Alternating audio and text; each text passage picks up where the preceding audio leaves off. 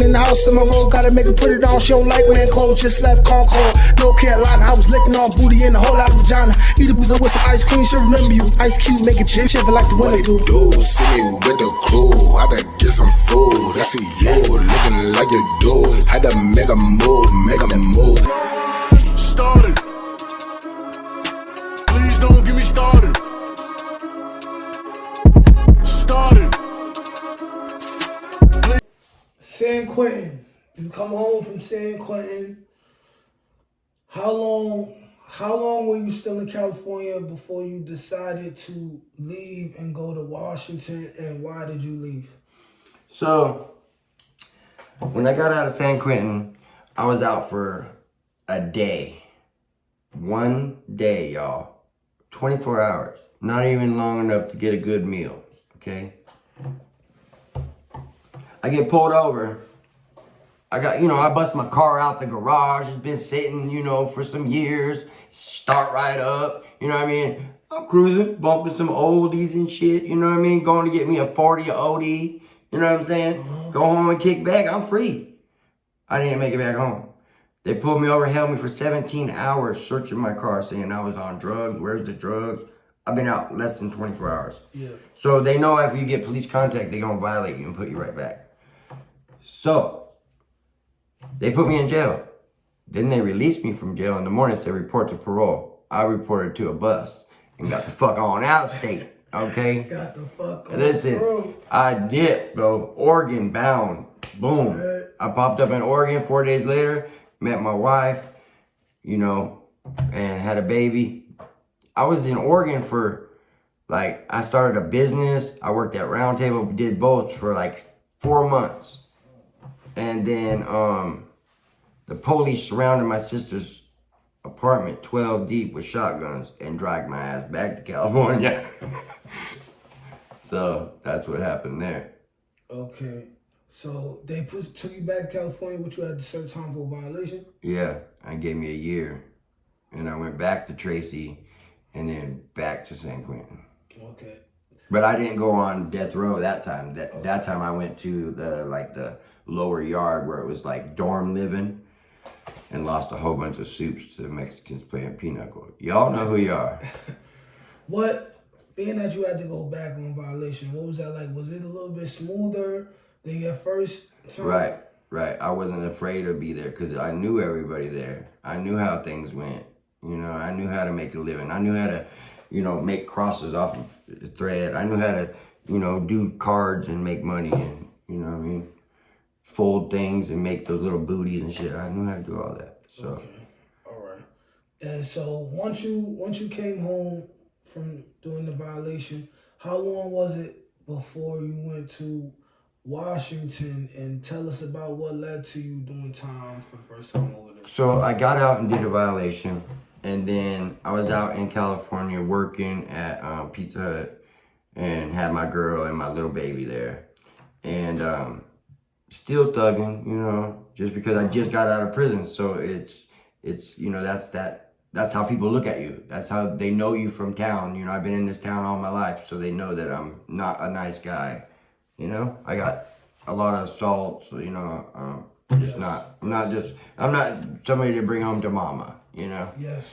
So I did my parole, and at the end of my parole, when I was in college and everything like that, they let me transfer to Washington State at the last 6 months of my parole, because I was going to college and I was transferring to college up there. Yes. So they let me further my education because I was trying to change the person that everybody's seen me as to be the person I needed to be, that I should have been before I made those mistakes and lost all the time with my family, all the time at a job, all the time building for the future, all the time, with socializing with my people from high school, and I lost all that because of prison. So don't do that, kids. Because in a second of a heat in the moment, it's like, boom, it's over. Your decision's already been made, and now you have to take those consequences, which could be long and hard.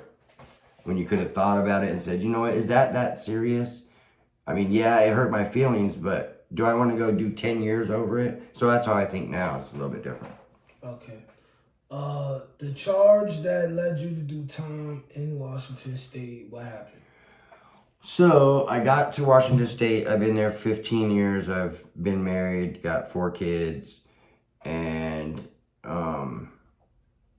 ended up selling drugs because I had 4 kids and needed to pay bills. And I knew people, and I'm a good dude. I'll help you out. You know what I mean? Yes. So, and then, before the cops came, I had God gave me a premonition or something, like, shut this down, lose all that money, I don't care, do it for your kids. And I did. I was obedient, I was like, okay, I know I'm doing bad, but I'm doing bad to do good. You know what I'm saying? Yeah. So, at this time, I'm attending church in Washington and trying to be an example for my kids, you know what I mean? So that they don't see that, but I was working too, but it wasn't enough. So I let that go, and then I got confronted at the bar and broke this guy's jaw. Yes. So they said if I put hands on somebody again, I'm gonna go to prison. So I didn't get a second chance. It was, oh, you've been told, now you're going. So I had to do a year in their prison up there. Okay, and what prison did you serve time What is it? Can't remember the name of it. It's in Everett. I'll have to look it up. I can't remember. Okay, that's cool. We'll have the name by the time this shit go up. Yeah. What was this prison like compared to San Quentin? Oh, Washington prisons and California prisons are completely different. California prisons won't put different races in a cell. They segregate in their cells. Mm-hmm. In Washington, it's a mixed segregation. Mm-hmm. So there's no segregation at all. It's just you can have Indians, Mexicans, blacks, whites, others, all in one cell. And so that was different. And the food was better too in Washington than in California. And I was the cook, so that's what I have to say. But it's what they provide you with. And just the overall prison effect is the same. I mean, they're all buildings, cops, you know how it goes. Okay. You're locked in there all the whole time. You get an hour out, How old were you shower, at the time? How old were you at the time you were serving this bid right here? For the, I was 42. All right. So I would say, at like 42, you going in there like an OG, like you're seasoned. I would assume you didn't really have to get into it with nobody during No. I've already been on death row, and by now I've already served my time, put in my work, you know what I mean? I got respect, yeah. So you did your year? Yeah. You went home? Ate cake and slept, you know what I mean? And went home. And then there's a whole putting things behind me, so I was just fulfilling the last part of what God had provided for me. So he allowed me to get caught up so that I could be freed up. You feel me? Yes. So my wife was toxic at the time. I needed to be freed from it. I didn't see that because I was in love. Love is blind. Yes. So he separated me from that. We always ignore the signs. So he separated me long enough that she would go do her thing and I would learn to do my own. Yes. So I could find myself again. So I believe that God chastised me all these times, y'all, all these prison times, all these jail times, so that he can bring me back to him. You feel me?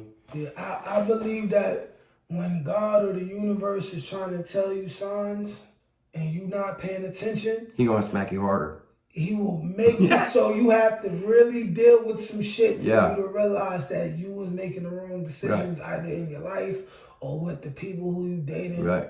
All that type of shit. Yeah. But okay, so that was your last bid or like your second to last bid? That was the last. And then I came out here to South Carolina. Okay. Great. And then, now you in South Carolina, man. How long you been in South Carolina? 6 years. 6 years. So. For 3 years, I was hooked on drugs, on heroin. Y'all might know about that dangerous fentanyl that kills people. Guess what? I gave my life to God. I said, well, listen. I was sitting there talking to myself. I said, I can give my life for this drug. Why can't I give my life for God? Yes. So I laid in that bed for 3 weeks and said, God, take over. And guess what? I had I had sweats and I was sick and whatever. But after that, I gave it all to God. I ain't turned back, and it's been over a year. I ain't had a craving or a symptom or withdrawal or any of that. Thank you, Jesus. That's good. That's good. That's real good. You know. That's the truth, y'all. Don't play me now. A lot of people don't come over that. Right, and a lot of people don't share that's an intimate thing. Because I was a failure at that time, because I was failing, but I wasn't turning my life over to the right person. Yes. And now I do, and I'm blessed with, we're getting ready to have another baby. Yep. So, God blessing me again. Yep. Number 9, y'all, number 9. Yep, out here doing the Lord's work. Right. That's right. Peter Popoff had prophesied over my life before I came out here in Washington. He sent me a letter, say I was going to cross the country and go and do God's work. And ever since I've been here, I've been helping people in the streets. If y'all know me, I'm telling the truth. I walk in God's path. You know what I mean? If you see me, I'm a servant of Christ now. Yes. And not a thug in the streets. Yes, I can vouch for this brother right here. I mean, shit, he helped me move into this apartment. Right. I've been in a good spot to be able to, enjoy other people's lives too. Yeah, this is definitely a pleasant guy to be around. No hate in him, no negativity in him, No. Him, his woman, they good people. Yeah, y'all can see me walking around the streets of Bishopville. If you want to, ask me a question, feel free to approach me. I got answers for you. If not, we can look it up together, That's a fact. All right, so as we conclude to the end of this, I would just want to ask you a golden question. If you knew you could say something, and what you said is guaranteed to save 1 million people, especially young men, from getting involved in streets, gangs, getting into drugs, all type of street activity, going to prison, what would you say to them right now if you knew for sure that it would save their life? I would say, we brought up to think that, our people got our back. And they do. Most of our family members do. But when we go and do stupid shit in the spur of the moment, it's on you, bro. It ain't on the next man that said, oh, we're going to go do this. No, it's on you. You have to make the decision for yourself, and try to take that second just to think, is this consequence worth it? And I believe that if my belief system was a little bit different, that I believed in a more calmer world, that I could take a little bit less pain and not react. I think that's a good advice, So say somebody calls you a name and it offends you. Do you want to fuel that fire, or do you want to be the person that goes, that ain't shit. Just because you run in your mouth don't mean you're going to affect my life, because it matters how you take what people say and do to you. It is how you react to it is the thing. That's all that matters. If you react the right way or if you act the wrong way, because people are going to remember if you react the wrong way one time. They're not going to remember if you react the right way 1,000,000 times, but you will remember that you reacted the right way 1,000,000 times. Yeah. And trust in God, because if you're not on the right path, He'll steer you to be able to walk a straight path and be proud of yourself. And the most part is that you're proud of yourself. That's what I would say. Okay, great. Oh wait, I got one more question, and it's like the total opposite of what you just said. That's fine. Do you recall any situations in prison where you just seen, like gangsters messing with boys? Oh yeah. Oh yeah, they had Let's talk about some of that. They had some. Let's talk about that. Listen, I thought there was a girl in prison, bro. I was like, how'd they get this bitch in here? You know what I mean? It was a Mexican dude that I found out later on that looked a lot like girl. He would get those hormone shots to make him have boobs. So it looked like a whole female in there. But yeah, they had marriages and. They had marriages. Yeah, like they had actual marriages in the fake marriages in the church or whatever. Like, okay, well, they're married until they actually have the law. Now they're doing it in their jail now for real. Yeah, and they'd be like, it's sealed up, and like lifers do that a lot because they don't get out or they don't have a wife or whatever, or that's their sexual preference. But I didn't see any thing being like, okay, so like you guys would see on TV, oh, well, they're taking advantage of them. No, that's not how it really was. It was like more like definitely they were in a consenting adults. Yeah.